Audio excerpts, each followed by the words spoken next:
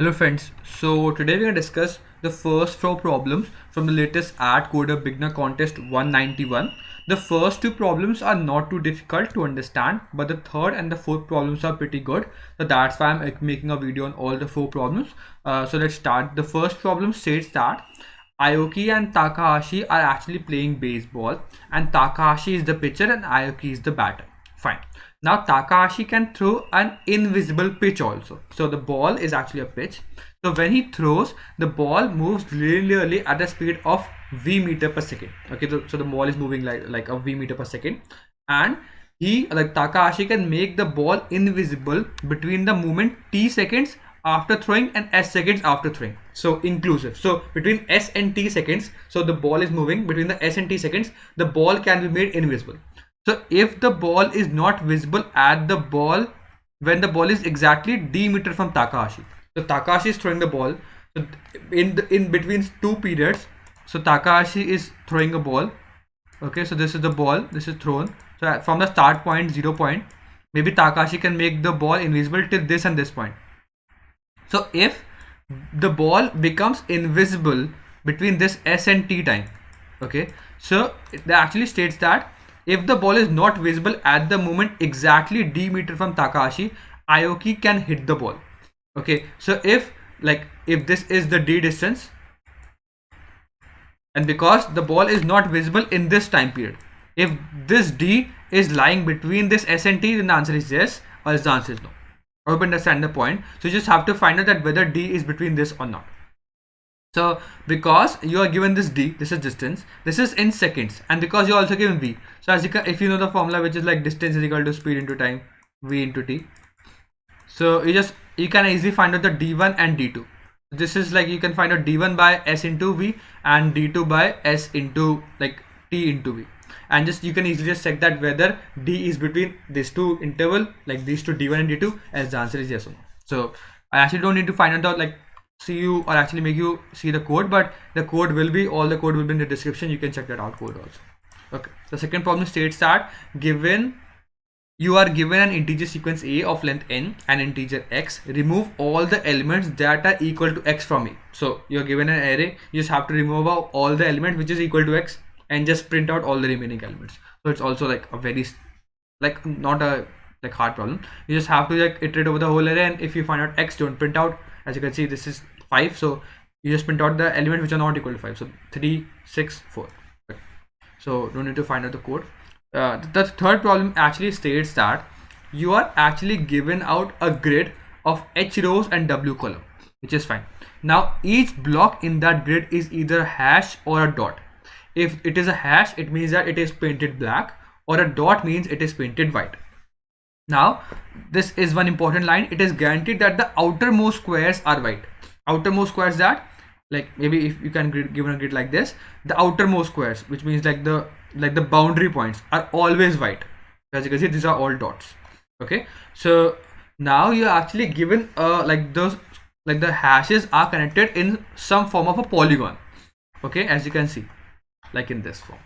Now it is guaranteed that like all the part painted form a polygon. This is always guaranteed. Okay, now what you are actually find out, you have to find out how many sides of that polygon are there. Okay, so you are actually given like this is a polygon, like this is some like a square, some sort of like a square, three sides. So the answer is how many squares, like side this square has 4.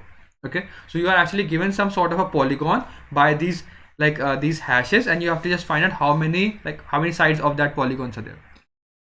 Now you might be thinking that okay, how you can solve this problem out, but you just have to draw some test cases, and then that it can become more intuitive. So I just can draw this out so you will make it more clear. So this is the grid. Okay, and then the outer points are like hash, so you don't need to like the thought of the outer points. Just think over the the, and because everything is in the form of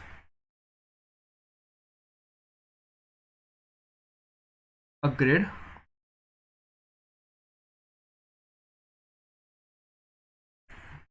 okay, maybe this can be different hashes means that maybe it can happen that this is dot, this is some hash, okay, dot hash, and this is like a hash,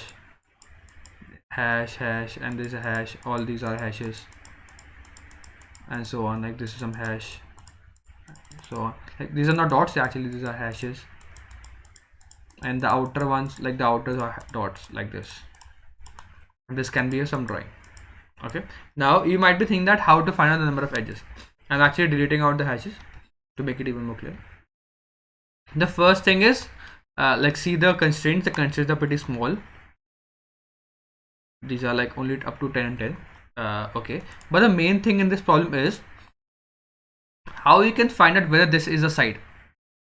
How you can find out that this is actually a side. So what I like, if I first thought of using a DFS or something like that, but this is not like possible.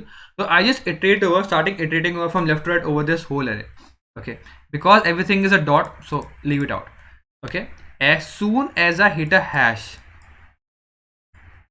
okay, like this is also a dot, because the boundaries are always dot, so the starting will be always dot. Now maybe it can be a dot, and then I find out a hash. Hash means that I have started, like, because I'm iterating from left to right, and because, like, as you can see, this is like dot dot dot. When I come to dot dot dot dot and then a hash. Hash means that there is one line on the top of it. Okay, I hope you can, because hash means that because I'm iterating from left to right, there is no element on the top because everything is a dot. But because as I hit the first hash, it means that there should be some, like, a line on the top like this. So this is starting forming a hash, and we have to find out a continuous stretch of hashes, because that will form a continuous line. But because there is only one hash, as soon as that continuous stretch break out, like this is break, now there is no continuous stretch, so it means that I have one side here. Okay, now that there is again doing the same thing, there is one hash, so there is one more continuous stretch, and then it's breakout. So there are two sides, as you can see. It's like fine. Now you again go to this point, there's again like there's a hash, so like because this is hash, there will be always a hash also here. Okay, now because as you can see this is the hash, I'm counting as a one side because there is hash. But because if there is a hash and the top element of that should not be a hash, because if the top element is hash, as you can see here, it is also a hash. If this is a hash also, the top element is also hash, which means that the line has broken. Because we are iterating from left to right, we are finding out these sides, and because this side is like this hash, the top element of this hash is the dot, means that this is an open-ended line, as you can see. But because if I find out a hash above a hash, like this is a hash over this, then it means that there is no line here. If there is no line here, this is breaking out. So it is a constant stretch of hash. This is one side, then break out. As soon as you find out another stretch of hash which don't have a it has a dot above, start again taking here. This is one continuous stretch which is like a line, and then it breakouts, and then like because there's a hash over it, so you're not counting it out. So this is one stretch, this is one stretch, so there are two sides on the top. Now because you break out, so you just find out a continuous stretch of hashes in which a hash and there is a dot on the top. It should not have a hash on the top, because like a continuous stretch of hashes which has hashes and a dot on the top, we are just counting out those. And because we're counting out those, as you can see, when I come to this point also, we are counting because there is a hash on top of it, these sides are not counted out. So it means that if I iterate from top to bottom like this, in this manner, only the sides on the top, like these sides are only counted out. So we just have to do this process of iterating from top to bottom in this manner, in which I'll count out all the sides on the top like this. Now I iterate from the down to bottom like this, in this fashion. Then I will count out these lines, these sides. If I iterate from this left to right like this, in this fashion, then I will count out these sides. And if I iterate from like right to left in this manner, then I will count out these sides.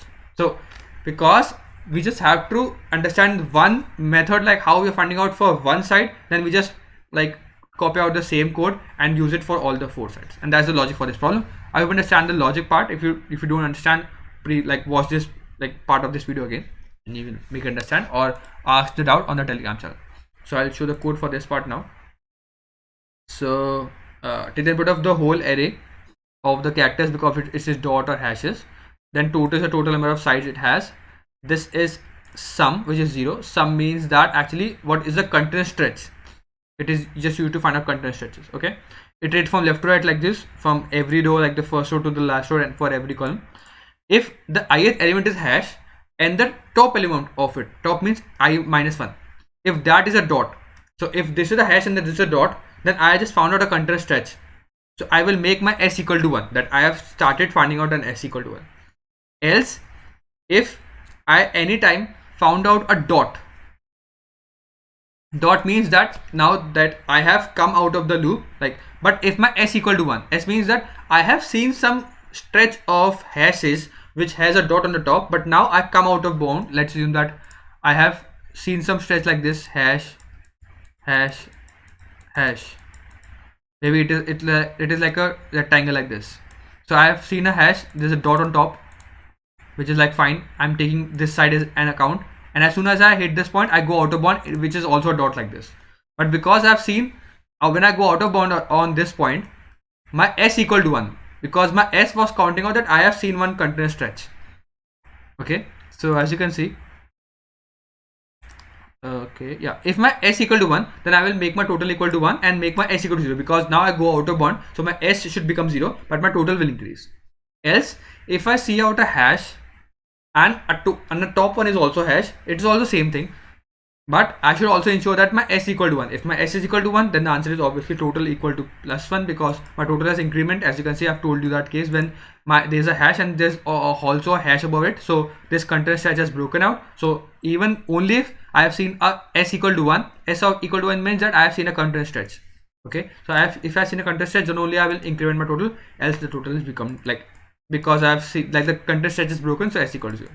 And then just find out the total after this point. So this will make you find out the total number of lengths from moving from top to bottom, and then you'll do the same thing from bottom to up. So this is the bottom to up, then left to right, and then right to left, and then that's the total answer. Okay, so because the number of like the total length is very small, you're just actually iterating over the whole array 4 times. So even if the length is very large, maybe up to 100, 100, 100, then also it's fine. I hope you understand the logic for this problem also. Let's move on to the third, or actually the last problem. The last problem states that you are actually given a radius of a circle and then centered at x comma y, capital X comma y, and you have to find out the grid points inside this circle which are actually integers. Okay, it should be integers. As you can see, like this is a circle in which, like, because the every value can be double also. Okay, so as you can see, this is 0.2, 0.8 means that this is centered at 0.2, 0.8, and this radius is 1.1. Now as you can see in this circle, these are only the points which are these are only the points which are integers, which is like this is 0, 0, this is actually like 0, 1, and this is 1, 1. So only these are the integers, like the coordinates which are integers are inside this circle. So the answer is actually 3. Okay, so you just have to find out how many integers in this circle are. Okay, so now how to solve this problem. I first thought about this problem out for a long time, but it actually based upon the equation of circle only. The circle equation is x square plus y square is equal to like r square. Okay, so now you just think over this, that because I know r, okay, if I iterate over every value for z, okay, because see the value for z, or like actually the x square, as you can see, the x and y is 10 to the power 5 only. So if I iterate over, the x value can be negative or positive. So which means that if I, because like x and y are the possible values, so if it is equal to x square plus y square is equal to r square, means that all the boundary points of the circle, okay, so all the boundary points of the circle will satisfy this condition, but all the boundary points and inside the circle will satisfy this condition, less than or equal to.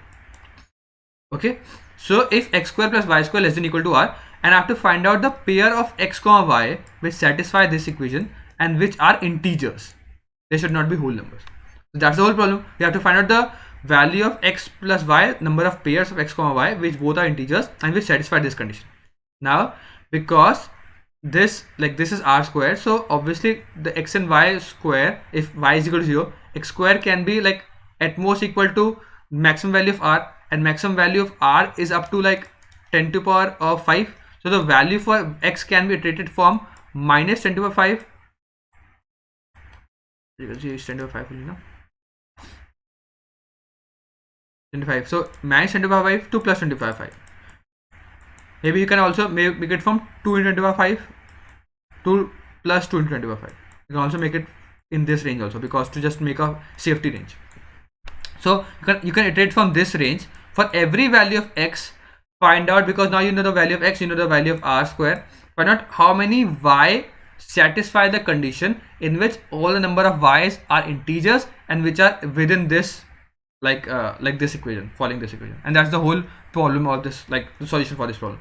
Because iterating for every value of x, find out. Now see, if I know the value of x, which is like maybe my value of maybe x equal to 2, so I will put 2 square here, which is like 4. So because r square minus like 2, so 2 to the 4 square, like which is 4, is like y square is less than equal to this. Maybe the r is equal to, like, let's assume 3.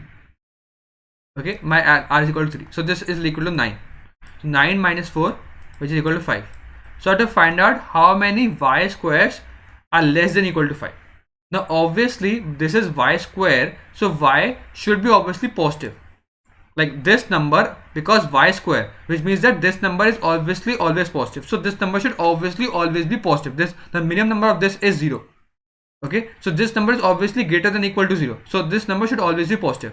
If this number becomes negative, which means that, let's assume that this is r square minus x square now. So which means that maybe my r square is always positive. So let's assume that my r square is let's equal to 3. So 3 square is equal to, let's assume, 9. But my y is a very small number.